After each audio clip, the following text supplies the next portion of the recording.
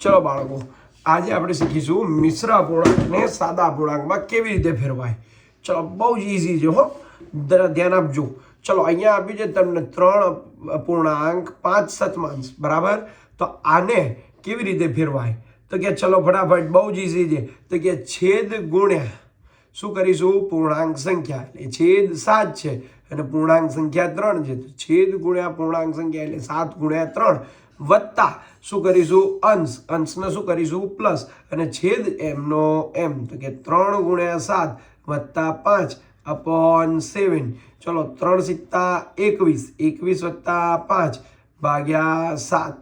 ચલો, તો 21 ને 5 કેટલા થાય? 26, 26 અપોન 7. બરાબર. ચલો, હવે બીજામાં તો ફટ દઈને આવડી જાય હો, ફટાફટ મારા વાલા. ચલો, છેદમાં શું છે કે 5 અને 5 ની જોડે શું ગુણીશું? તો કે પૂર્ણાંક સંખ્યા. તો કે 5 ગુણ્યા 5 અને ઉમેરીશું શું? તો કે સાહેબ અંશ ઉમેરો. ઉમેર્યો. ચલો, 5 બાજુ 25 વત્તા 3 એટલે 28. છેદને તો કાંઈ કરવાનું જ નથી. ચલો, 5 નો 5 એમના એમ. એવી જ રીતે જો બીજું એક ઉદાહરણ લઈએ. 3 છેદ છે આનો, જો 2 પૂર્ણાંક 7 તૃતીયાંશ. તો એમાં 3 છેદ છે અને પૂર્ણાંક સંખ્યા 2 છે. તો કે 3 અને 2 નો ગુણાકાર કરો સાહેબ, ફટાફટ કરો. કે +7 લખી દો. ચલો જલ્દી. તો કે 3 નું 6, 6 વત્તા 7 અપોન 3 એટલે કે 13 અપોન 3. બોલો કેટલું ઇઝી છે મિશ્ર અપૂર્ણાંકને સાદા અપૂર્ણાંકમાં ફેરવવું. બહુ જ ઇઝી છે, બરાબર. આ બધું અત્યારે એમ લાગે ઇઝી છે, પણ આગળના ધોરણમાં 10મા 12મા ધોરણમાં 10મા ધોરણની અંદર પણ સોલ્યુશન આવે છે. ત્યારે આવે ને ત્યારે મોઢું લટકાઈને બેસી જઈએ, સાહેબ આમાં શું કરવાનું? તો એવું થાય નહીં ને, એટલા માટે આ બેઝ શીખવાનો. બેઝ જેટલો પાકો હશે એટલું જ તમને મેથ્સ કરવાની મજા આવશે. ચલો, હવે કે અશુદ્ધ અપૂર્ણાંકને મિશ્ર અપૂર્ણાંકમાં ફેરવો. મિત્રો, અશુદ્ધ અપૂર્ણાંકને મિશ્ર અપૂર્ણાંકમાં ફેરવીએ તો કે શું કરવાનું? તો કે જો અશુદ્ધ અપૂર્ણાંક એટલે કોને કહેવાય? જરા યાદ દેવડાવો. તો જેનો અંશ કેવો હતો? છેદ કરતા મોટો હતો. તો એવા અપૂર્ણાંકને આપણે શું કરીશું? ભાગાકાર કરીશું. ચલો, તો ભાગાકાર કરીએ તો અંશ ક્યાં આવે? અંદર. અને છેદ છે 12. ચલો, 2 થી 5 નો ભાગાકાર કરીએ તો 2 દુ 4, 5 માંથી 4 જાય એટલે 1. હવે આપણે હેલિકોપ્ટર ઉડાડો. ચલો, અહીંથી. તો કેવી રીતે ઉડાડવાનું? તો ઉપર જે સંખ્યા છે એને ક્યાં મૂકીશું? આગળ. એટલે કે પૂર્ણાંક સંખ્યા કહેવાય. આને શું કહેવાય? પૂર્ણાંક. 2. ચલો, 2. હવે જે શેષ વધી છે ઉપર, શેષ વધી છે ઉપર 1/2. ચલો, ખબર પડી. તો 2 પૂર્ણાંક 1/2. એવી જ રીતે 7/3. તો આને કરો. ચલો કરો.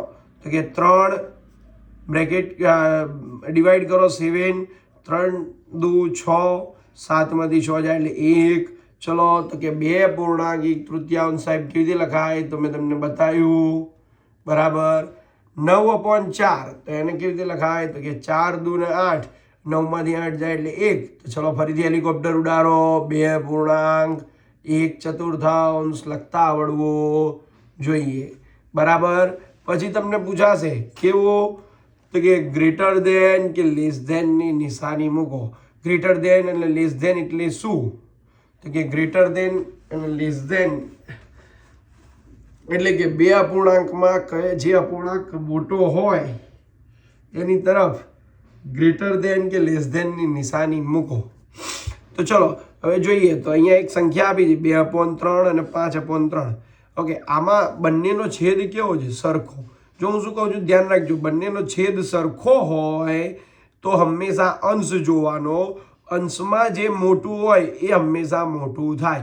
ચલો, આપણે અહીંયા બંનેનો છેદ સરખો છે તો અંશ કોનો મોટો છે? 2 કે 5? તો કે 5 મોટો છે. તો એની બાજુ તો કે લેસ ધેનની નિશાની આવશે, બરાબર. ચલો, 5/11 અને 7/11. તો 5/11 અને 7/11 માં કોણ મોટું છે? તો કે સાહેબ શું જોવાનું? ફટાફટ ટપલી મારો મગજને. તો કે શું કહેશે મગજ? તો કે નીચે સાહેબ છેદ જુઓ ને, છેદ. મેં કીધું છેદ શું છે? તો કે 11 ને 11 સરખો છે. તો કે ઉપર અંશ જુઓ, અંશમાં શું છે? તો કે 5 અને 7. સાહેબ અંશમાં કોણ મોટું છે? તો કે 7 મોટો છે. તો ચલો ભાઈ લેસ ધેનની નિશાની મૂકી દઈએ. એવી જ રીતે નીચે એક હજી ઉદાહરણ છે 7/13 અને 4/13. ચલો 7/13 અને 4/13 કોણ મોટું છે? ફરીથી એકવાર તો કે નીચે છેદ સાહેબ કેવો છે? સરખો છે. સાહેબ તમે તો કીધું છેદ સરખો હોય તો શું જોવાનું? કે અંશ જોવાનો. અંશ જોઈએ તો શું જોવાનું? તો કે અંશમાં જે મોટો હોય એ બાજુ નિશાની આવે સર. કે અંશમાં 7 મોટો છે 4 કરતા, એટલે ગ્રેટર ધેનની નિશાની મૂકીશું. બરાબર. એવી જ રીતે આ બાજુ તો કે 3/2 અને 3/5. એ સાહેબ કે આમાં તો જબરું થયું કે એ પેલામાં છેદ સરખો હતો, આમાં કે અંશ સરખો થઈ ગયો. હવે તો મેં કીધું કંઈ નહીં, એનાથી ઊંધું વિચારો. હવે શું જોઈશું? છેદ જોઈશું. પણ છેદમાં પાછું ઊંધું. જે નાનો હોય છેદ એ મોટું થઈ જાય. એટલે કે છેદમાં જો 2 છે અને 5 છે, તો 2 અને 5માં કોણ નાનું છે? તો કે 2 નાનો છે. તો ભાઈ મૂકો ગ્રેટર ધેન, ગભરાયા વગર. ચલો 5/11 અને 7/11. કે ફરીથી સાહેબ એવું જ છે કે અંશ કેવો છે? સરખો છે બંનેનો. પણ છેદ 11 અને 7 એ બંને જુદા જુદા છે. તો કંઈ ગભરાવાનું નહીં. અંશ સરખો હોય તો છેદ નાનો હોય જેનો એ મોટું થાય. તો કે મૂકી દો લેસ ધેન. 9/17. તો એમાં 9/17 અને 9/11માં ફરીથી કે ઉપર તો 9 સરખો જ છે. તો 17 અને 11માં નાનું કોણ છે? તો કે 11. તો 11 નાનો છે તો ફટ દઈને નિશાની મૂકી દો લેસ ધેનની. ખબર પડી જાય? પડી ખબર? ચલો. પણ કે સાહેબ આ તો વાત ઠીક, પણ જ્યારે બંનેના અંશે જુદા હોય અને છેદે જુદા હોય ત્યારે, તો કે ત્યારે કંઈ ગભરાવાનું નહીં. શું કરવાનું? તો કે છેદ, આપણો જે છેદ આપ્યો છે એ છેદનો શું કરવાનો? લસા લેવાનો. શું કરવાનું? સૌ પ્રથમ લસા લેવાનો. કેમ લસા લેવાનો? જો આપણે ક્યારે કહી શકીએ? જ્યારે છેદ બંનેના સરખા હોય અથવા તો અંશ સરખા હોય તો આપણે મોટું કે નાનું નક્કી કરી શકીએ. બરાબર. તો પહેલા સૌ પ્રથમ આપણે શું કરીશું? છેદ સરખા કરીશું. એટલે આપણા માટે શું થઈ જાય? છેદ સરખા કરીએ એટલે ઇઝી થઈ જાય, ઉપરવાળાને જેવું થઈ જાય. તો છેદ સરખો કરવા માટે ઓલવેઝ શું કરવાનું? લસા લેવાનો. કોનો? તો કે છેદનો. સાહેબ છેદ શું છે? તો કે 8 અને 4. તો 8 અને 4 નો ફટાફટ લસા લઈ લો. તો 8 અને 4 નો લસા આવે 2 × 2 × 2 એટલે શું થાય? 8. હવે આનો અર્થ શું? લસા જે 8 આવ્યો છે એ શું હોવો જોઈએ? બંનેના છેદમાં હોવો જોઈએ. તો 7/8 અને 5/4. તો આ બંનેની અંદર જોઈએ તો આની નીચે તો છેદ 8 છે જ, એટલે આને તો શું કરીશું?